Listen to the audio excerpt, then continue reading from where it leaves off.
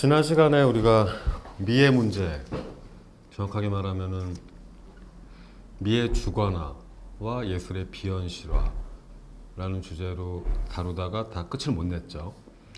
그래서 미의 주관화라고 할 때 말하자면은 셰프츠베리, 허치슨 같은 영국 취향론자들이 시작했던 어떤 미 개념 자체의 주관화 과정이 있었고, 칸트가 셰프츠베리의 무관심성 개념을 이어받아서 자기 나름대로 완성시키는 가운데 미의 주관화 작업을 이론적으로 완성시켰다, 완성했다, 완수했다 이렇게 말씀드렸습니다. 그래서 칸트가 말하는 그 무관심성이란 무엇인가? 그러니까 무관심적인 어떤 태도를 취할 때 이것이 미적 태도라고 했고, 내가 어떤 대상을 경험하든 미적 태도를 갖고서, 즉 무관심적인 태도를 갖고서 경험하면은 그것은 바로 미적 경험이다. 이런 식으로 말씀을 드렸습니다.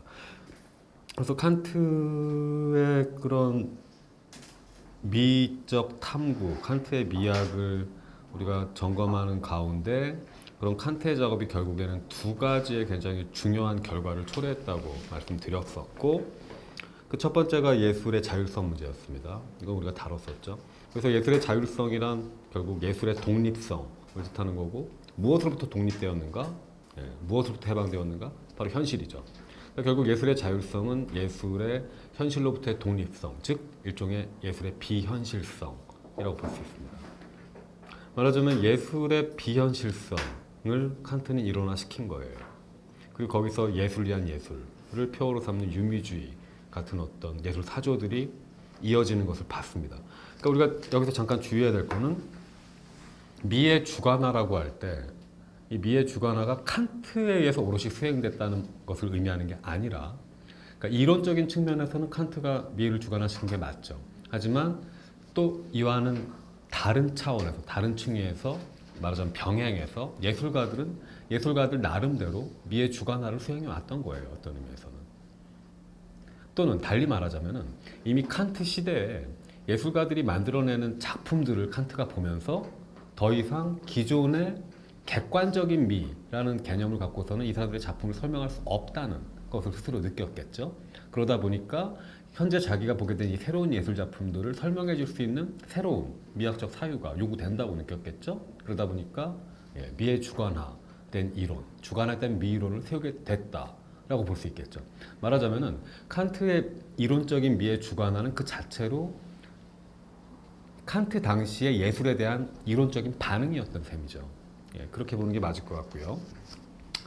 자, 그래서 우리는 그 미라는 게 원래는 미의 주관화 작업이 이루어지기 전까지만 해도, 그러니까 서양 고대 그리스 로마 시대 그리고 중세에 이르기까지 미라는 것은 항상 객관적인 어떤 것으로서 간주되었었다라고 말씀드렸습니다.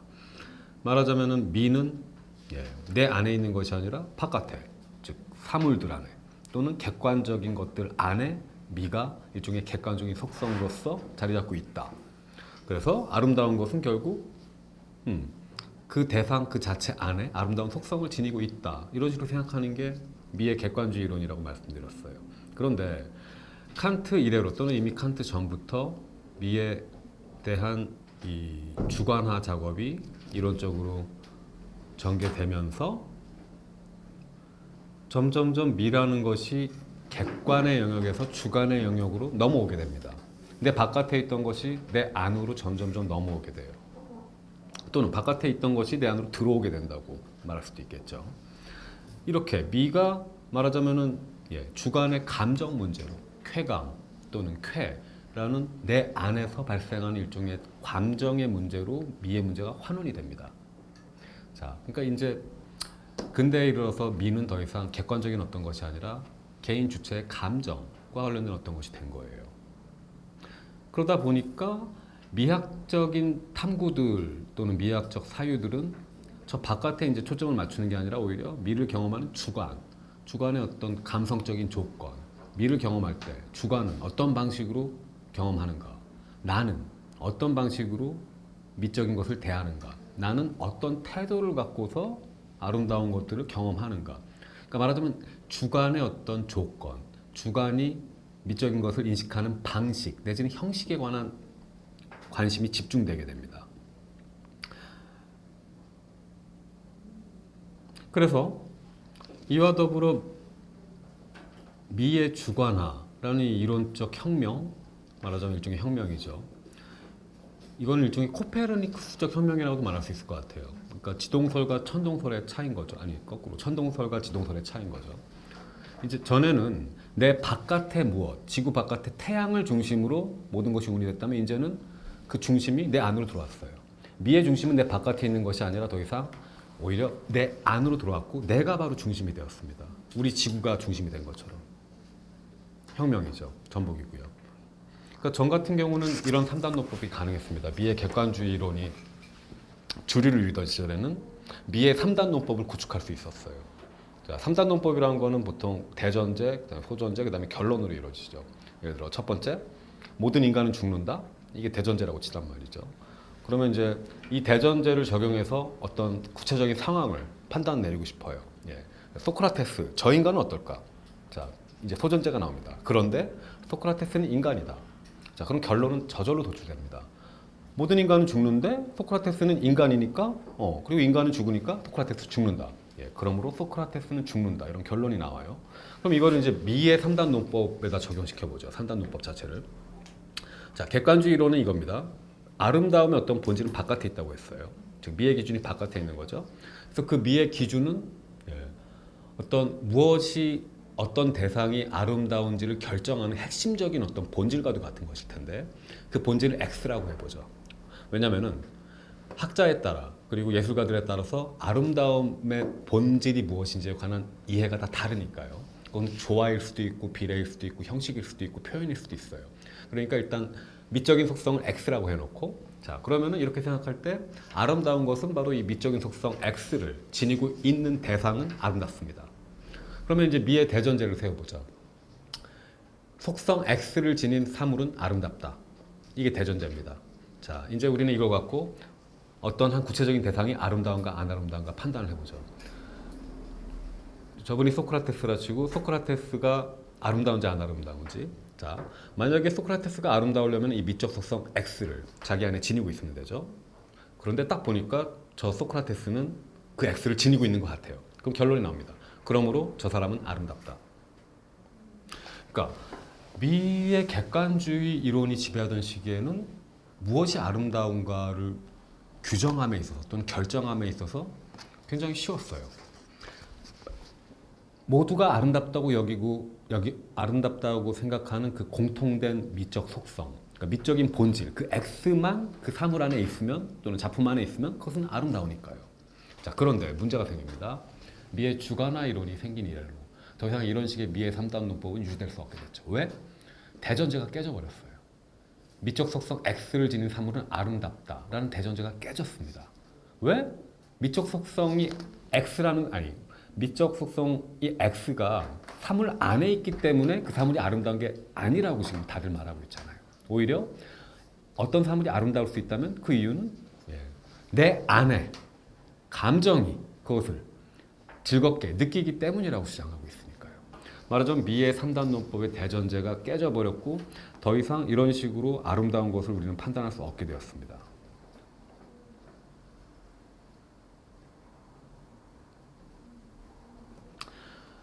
그러면서 초래된 결과가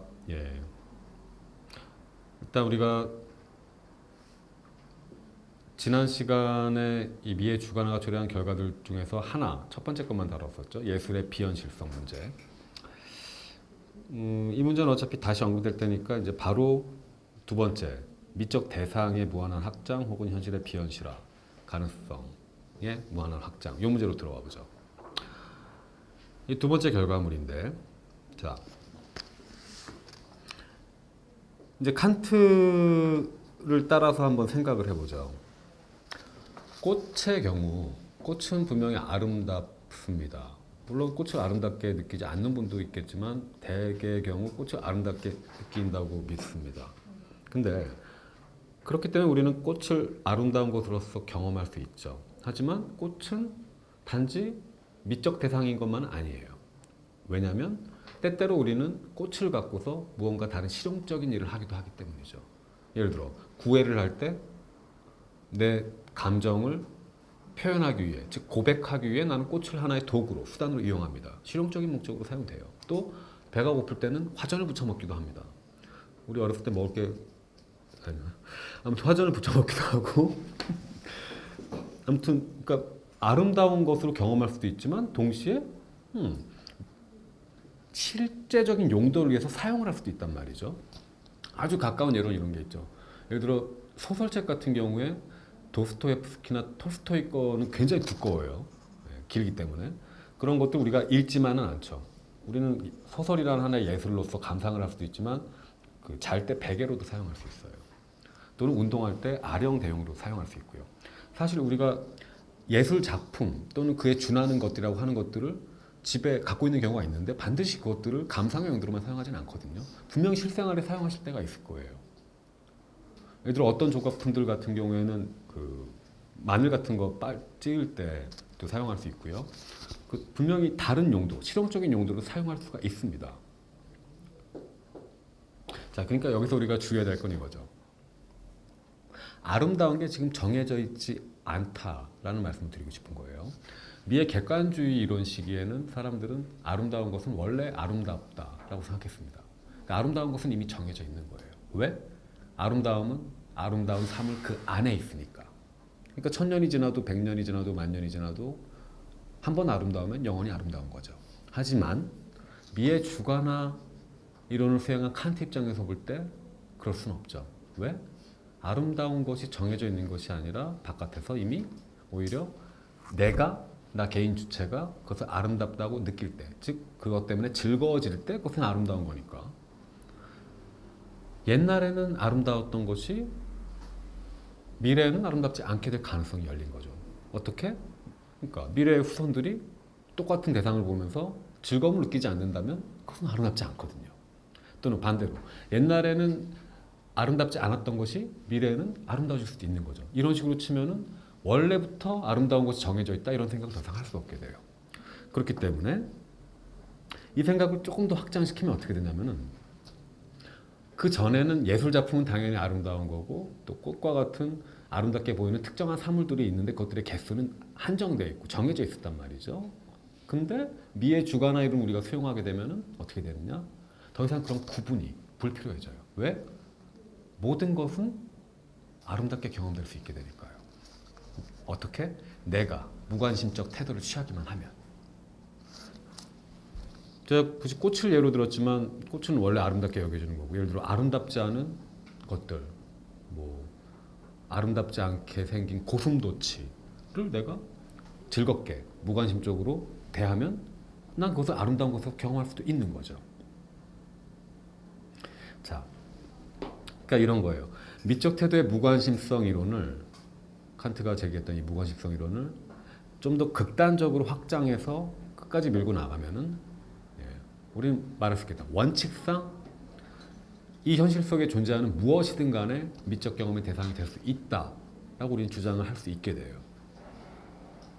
이 말은 곧 더 이상 미적 경험에 있어서 어떤 장르의 구애, 범위의 구애를 전혀 받지 않게 된단 말이죠. 모든 것은 아름다운 것으로서 경험할 수 있게 된 겁니다.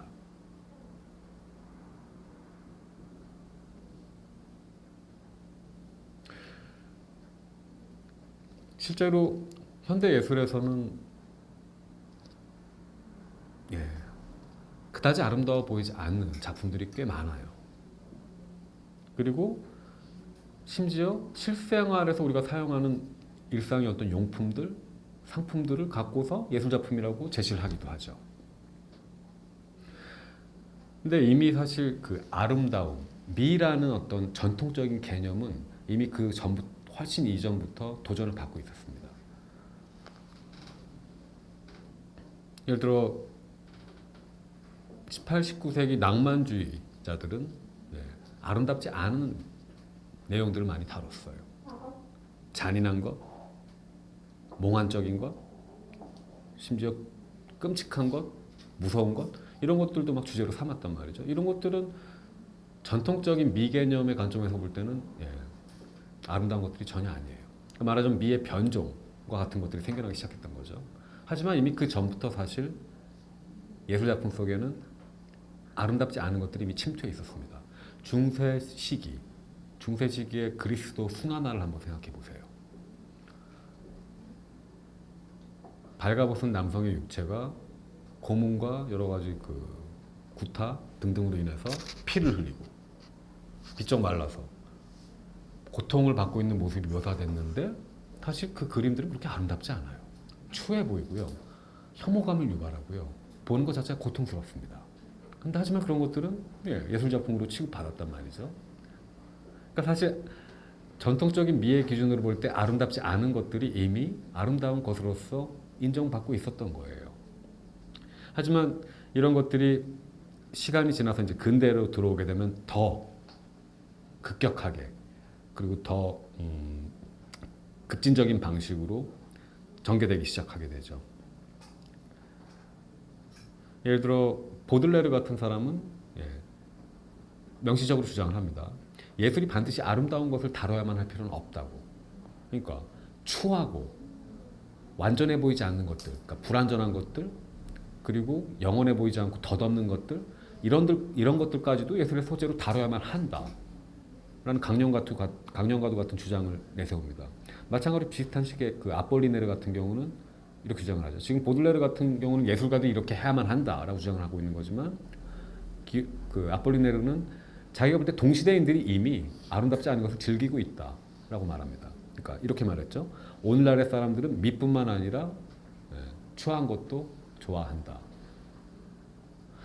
그러니까 이미 많은 사람들이 그러니까 일반인들마저도 그다지 아름답지 않은 예술 작품들을 심지어 추한 예술 작품들을 즐기고 있었단 말이죠. 그리고 이제 모더니즘 예술 시기가 도래하게 되면은 본격적으로 정말로 아름다움과는 무관한 작품들이 쏟아져 나오기 시작합니다. 초현실주의자들 작품 보면은 기괴하고 무슨 악몽과도 같은 어떤 이미지들, 전혀 아름다움과는 상관없어 보이는 것들이 많이 묘사되죠. 그리고 다다이스트 같은 경우에는 탈도덕적인 것,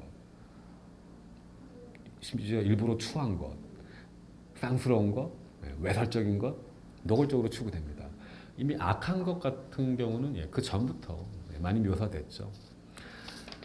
그리고 현대 예술로 오게 되면 이제 팝아트 같은 경우 지나게 되면은 거의 상업 미술과 완전히 유착된 형태로도 나와서 이제 잘 팔리는 것 또는 예술 시장의 큰 손들이 좋아할 만한 것 이런 것들이 어쩌면 전통적인 아름다운 작품들보다 더 선호받게 되죠.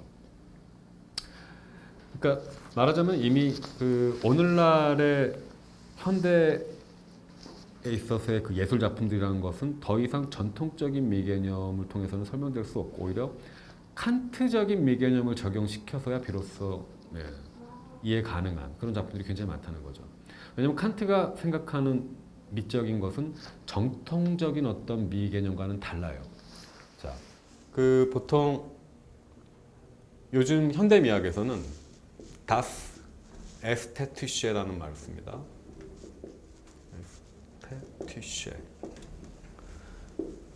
그러니까 이 다스 에스테티셰는 에스테티시라는 형용사를 정관사 붙이고 그 다음에 뒤에 그 어미 이를 첨가함으로써 명사화시킨 거니까 엄밀하게 말하면 에스테티시한 것이 다스 에스테티시고 그럼 에스테티시한 게 뭐냐? 보통 번역할 때는 미감적이라고 번역을 해요. 그리고 사실 이 용어에서 에스테틱, 미학도 나왔죠. 근데 그럼 미감적인 게 뭐냐? 칸트는 에스테티시를 어떻게 정의하냐면은 그 판단력 비판에서 에스테티시란 말하자면 무관심적 즐거움을 주는 것이 에스테티시한 것이에요. 자, 그러니까 저거는 다스 에스테티시는 단순히 아름다운 것이 아니죠.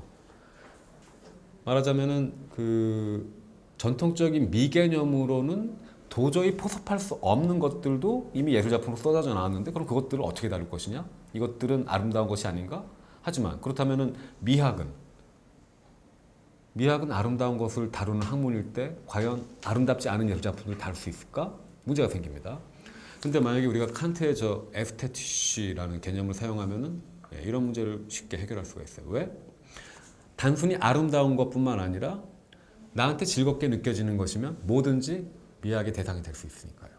그래서 오늘날에는 보통 그 아름다운 것, 아름다운 대상이라는 표현보다는 미학에서 오히려 미감적 대상, das Ästhetische라는 표현을 더 많이 씁니다. 그러니까 말하자면 das Ästhetische, 미감적인 것, 또는 정확하게 말하자면은 der Ästhetische Gegenstand, 즉 미적 대상. 미적 대상이라는 개념은 결국 단순히 눈에 볼 때 아름다운 것뿐만 아니라 전통적인 의미에서 오히려 전혀 아름답지 않은 것, 추한 것, 더러운 것까지 다 포괄하는, 하지만 그것이 어쨌든 예술 형태든 어떤 형태로든 나한테 무관심적 즐거움을 줄 수 있는 것이라면 그것은 미적 대상이란 말이죠. 그러니까 일단 우리는 미적 대상이라는 용어를 사용하는 게 좋죠. 예, 현대 예술 작품들까지 다 다루기 위해서 말이죠. 자, 그러니까 말하자면 오늘날에는 지금 미적 대상이 극단적으로 확장된 거예요. 전과는 다르게. 더 이상 아름다운 것만이 예술 작품으로서 받아들여지는 것이 아니라 전혀 아름답지 않은 것들, 아름다움에 반대되는 것을 오히려 보이는 것들마저도 다 예술 작품으로 보여진단 말이죠. 그렇기 때문에 현실 안에 존재하는 것은 모든 것들이 미적 경험의 대상이 될 수 있고요. 즉 미감적 대상이 될 수 있고요. 그것이 무엇이든 간에 정말 구애받지 않죠. 그것이 무엇이든 간에 구애받지 않습니다. 자, 그래서 이런 경우 생각해 보죠. 그 아주 직관적인 질문을 던지면 굉장히 유용합니다. 한 편의 그림이 있어요. 제가 좋아하는 고흐 작품 해바라기라고 쳐보죠. 해바라기라는 그림이 제 집에 있습니다. 물론 상상이죠. 우리 집에 있고 그 다음에 똥 한 덩어리가 있어요. 근데 집에 불이 났어요. 자, 그래서 나는 이 시간은 없고 바로 내 눈앞에 이 그림과 똥 한 덩어리가 있기 때문에 둘 중에 하나를 구할 시간은 돼요. 그러니까 선택을 해야 되는데 이때 여러분이라면 당연히 고흐의 그림을 택하시겠죠. 왜 그렇죠? 아마도 그림, 특히 이 공인된 어떤 명화는 똥 같은 것보다 분명히 가치가 있으니까요. 우린 당연히 그림이 똥보다 가치가 높다고 생각을 한단 말이죠. 근데 과연 그럴까요? 이게 듀샹의 1917년 작품입니다. 제목은 샘이에요. 이거는 이제 복원된 작품인데 사실 이 작품은 그 듀샹이 직접 만든 게 아니라 공산품으로 생산된 소변기를 그냥 사다가 작품으로서 제시를 한 겁니다. 그러니까 말하자면은 더러운 것 내지는 화장실과 관계된 것, 말하자면 똥 같은 것을 지금 작품으로서 제시를 한 거죠. 근데 이런 것이 만약에 예술 작품이다. 얘기가 그럼 좀 복잡해집니다, 많이.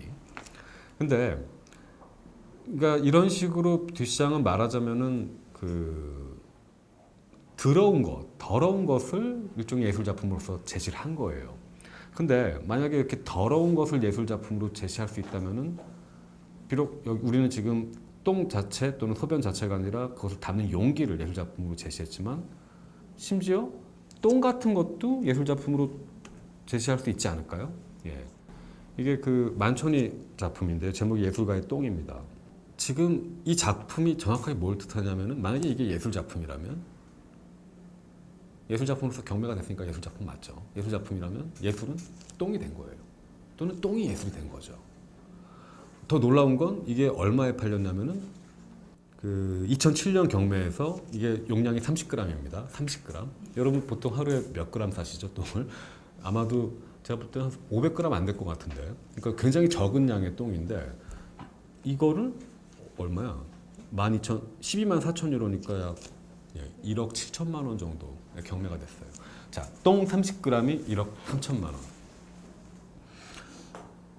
그러니까 지금 굉장한 일이죠. 이런 것이 작품으로서 팔렸다. 그다음 작품으로서 인정을 받았다. 전시가 되었다. 저는 이걸 보고 상당히 많은 고민을 했습니다. 내가 강의하고 책 같은 거 써서 평생 벌면은 앞으로 남은 여생 동안 평생 벌어도 이 똥만큼 많이 벌 수 있을까 고민이 들고요. 그래서 혹시 여러분들 중에 만약에 예술가가 되고 싶은 사람이 있다면은 일종의 장기 투자 전략으로 지금도 싸는 똥들을 이렇게 모아놓고 버리지 않고 나중에 팔 수도 있는 거잖아요. 예술가의 똥으로 경매가 될 수도 있는 거니까. 물론 근데 사실 이게 작품이 제목이 예술가의 똥이긴 했지만 그 안에 사실 뭐가 들었을지는 보장이 안 됐죠. 근데 그 궁금하게 어떤 사람이 쓰고 열어봤는데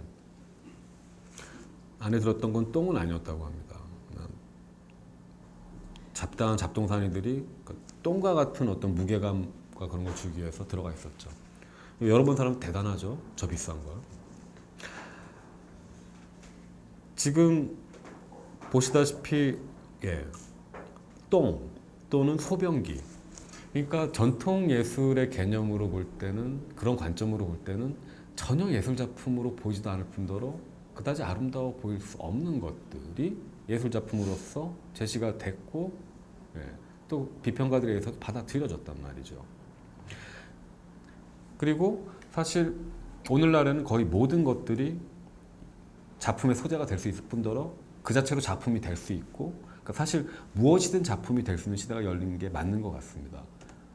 자, 이런 작품은 그 조엘 피터 위킨이라는 사람의 그 사진 작품들 연작 중에 하나인데 이 사람의 작품은 주로 그 장애인이나 아니면은 기형적인 몸을 갖고 있는 사람들을 대상으로 찍은 작품들이에요. 근데 사진을 이제 보시면 아시겠지만 이거는 어떤 태도인지 모르겠지만 이 사람들에 대한 어떤 연민의 시선으로 찍힌 사진들은 결코 아니고 그냥 이 사람들의 기형적인 몸 상태 자체를 마치 그 동물원의 동물들 우리가 구경하는 것처럼 일종의 구경거리로서 제시를 하고 있는 것 같습니다. 그러니까 약자들의 고통 또는 고통받을 만한 신체 상태 자체가 일종의 작품의 소재가 될 수 있는 거죠.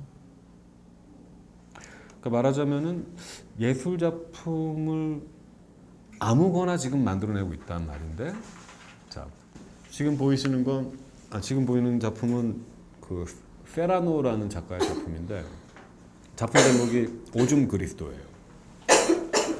왜 오줌 그리스도냐면은 저 그리스도 십자가상이 작가의 소변컵에 담겨 있는 걸 사진으로 찍은 작품이거든요. 말 그대로 신성모독이죠.